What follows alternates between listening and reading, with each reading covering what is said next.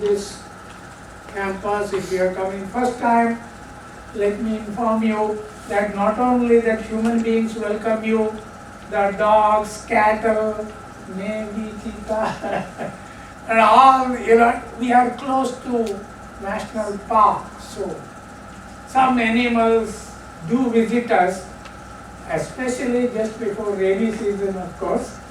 But be careful, don't walk just guest house, that road going into the behind the hostels, don't walk in the early morning and even at night, because that is the place where you find these visitors. Of course, main road and Gymkhana and so on, you can have a nice walk in the morning, maybe in the evening also. And we have very green campus. Well, I hope guest house accommodation is okay. And food too will be served by guest house. Hopefully it will be of minimum standard, and minimum choices would be there. And you could contact us if there is any difficulty, and we would like to do our best. I welcome you all once again for this particular conference, and Professor Ratikant Panda has really slogged for quite a few months, and well, he had an unfortunate accident, but totally safe. He saved himself luckily, and we too are very lucky, otherwise I don't know what would have been the situation. So I will welcome you once again, and we don't have much formal function, and I request Professor Trivedi to formally welcome you as head of the department, as belonging to IIT, as one of the senior professors. Professor Trivedi. Thank you very much. It is indeed my right privilege to welcome all the delegates who are present here. I am very happy that all of you have made it from far off places, and I am sure that you will have very fruitful discussions, as told by Professor Bhatt, that you will have about 45 minutes of time for each paper, which in present day is quite a luxury. Otherwise, our conferences are hit and run kind of shows, where you prepare for months, and then within 15 minutes, 20 minutes, you are asked to leave the podium. So I'm happy that some serious discussions, deliberations will take place. I'm very proud to say that our philosophy department is one of the big disciplines in our department. About 10 faculty members are in our department who are doing philosophy, and I think some of you have helped us to enrich our department. In fact, our philosophy discipline is even bigger than many universities who do not have this kind of size and width and depth of areas in which we deal with. So I think we do definitely look forward to participation from all philosophers across the country and also from outside the country. I am very pleased to say that our philosophy discipline is also contemplating coming out with a postgraduate program, an integrated program leading up to PhD. We already have a PhD program, but they are integrating it with master's program, and if everything goes well, we will be soon able to launch that program as well. So I am very optimistic that IIT Bombay HSS department will be a hub for all the serious deliberations and developments and contributions to the area of philosophy. I will keep myself short, my interaction short, because obviously you have not come to listen to me, and I should not be, separating you from speakers and the audiences. So I thank you all once again and I wish the very best to the conference, and I'm sure that there will be some publication, some articles which are of high standards will find themselves in a kind of a referee volume, and I look forward to that.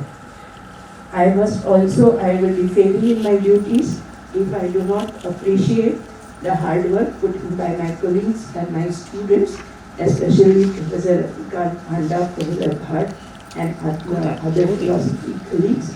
I am very happy to say that their hard work embodied in this conference will lead to very fruitful results and in terms of academic outcomes. And this is our diamond jubilee year.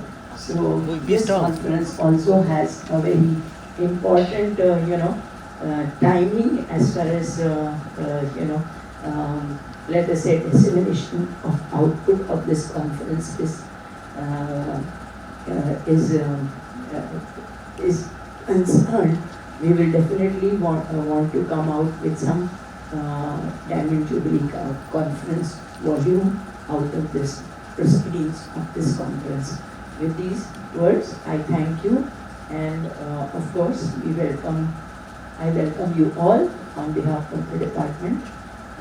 So enjoy the conference and enjoy the natural life, enjoy beauty of nature.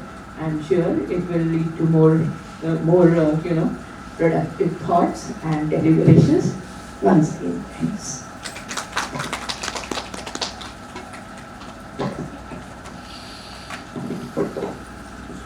Now Professor Ratikant Panda will introduce the theme of the conference.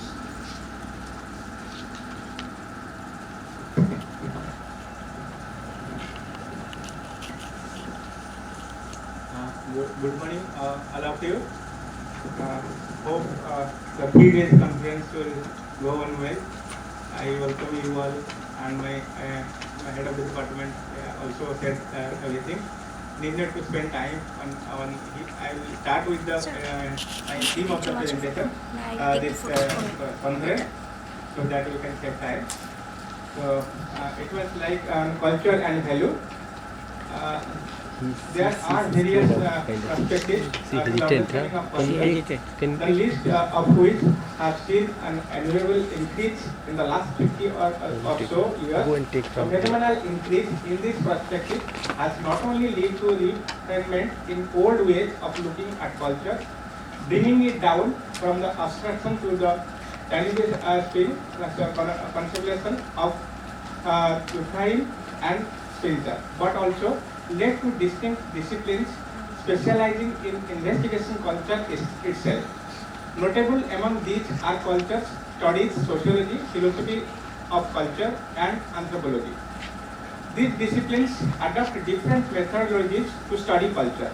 Looking close, one can claim, however, that these are different and purposing disciplines are so a more comprehensive level. All these supplement and complement each other in various ways. To study culture in its various dimensions, one needs to adopt a holistic approach towards it, which encompasses taking into consideration to the relevant perspectives from all these approaches. Philosophical conception of culture goes beyond the scientifically held view of the culture historians or anthropologists. So culture is expression of human being conversing with the universal at large. The dialogue is neither one way nor monotonous. It is two-way incarnations and in dynamic, such that world also has an influence over culture in interact with it. The multiple interactions make culture a throbbing and lively entity, a dynamic process that lives in spite of all fluxes and functions that may threaten the foundations of culture. The aim of third Wittgenstein conference is to study the fundamental a relation between culture and value in general, with special reference to Wittgenstein. Wittgenstein has studied human culture in depth and has critiqued what is known as materialistic culture based on achievements of modern science and technology. He has shown the culture which leads man into right direction is the spiritual culture based on eternal values. It is the eternal values which constitute the core of the spiritual culture of mankind. These values consist in spiritual perfection, love of higher life, peace, harmony, universal brotherhood, love for mankind. Wittgenstein opposed the modern Western civilization to which he was born. As he remarks, I quote, "I have no sympathy for the current European civilization and do not understand its goal, if it has any." I unquote. The fact that Wittgenstein has not sympathy for the European civilization shows that he is not expecting that this civilization will have desirable result. It is assumed that when human beings become civilized, they make progress. By progress is meant both material and spiritual progress. Magic made way for science, which was progressive steps.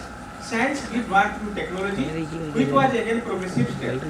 But Wittgenstein is unsure about the progress of European civilization. As he remarks, I quote, "When we think of the world's future, we always mean the destination it will reach if it keeps going in the direction we cannot see going in now. It does not occur to us that its path is not starting like not a straight line but a curve, constantly changing directions." I unquote. This is better. This is better. Wittgenstein protested against Western civilization. This we can What put are the yes. aspects of civilization he opposed? Consider his remarks. The spirit of the civilization makes itself manifest in this industry, This architecture, music of our time, in its fascism, socialism, and its ally and uncongenial of the author. So Wittgenstein clearly rejects the industrial civilization of the West. It is the industrial revolution that brought an end to the pre-modern Europe. Modern age was the product of industrial revolution. Industrial age has its own impact on the art and the architecture of Europe. Therefore, Wittgenstein rejects the art, music and aesthetics which was a result of industrial civilization. He felt that Western civilization was drawing many away from God, away from what is eternal. As he remarks, I quote, "It is very remarkable that we should able to incline to think of civilization, houses, trees, cars, etc. as something man for his own origin, for what is lofty and eternal, etc. Our civilization environment, along with its trees, plants, strikes us the thought it were cheaply worked and isolated from everything great from God." I unquote. Wittgenstein's perspective on culture and value, presented in this classic work of Culture and Value, has a great relevance for our time because it contains his seminal thought on culture, value, history, art, literature, music, science, technology, and many other aspects of culture. This conference is intends to focus on different aspects of central themes of culture and value in Wittgenstein's writing, especially in Culture and Value.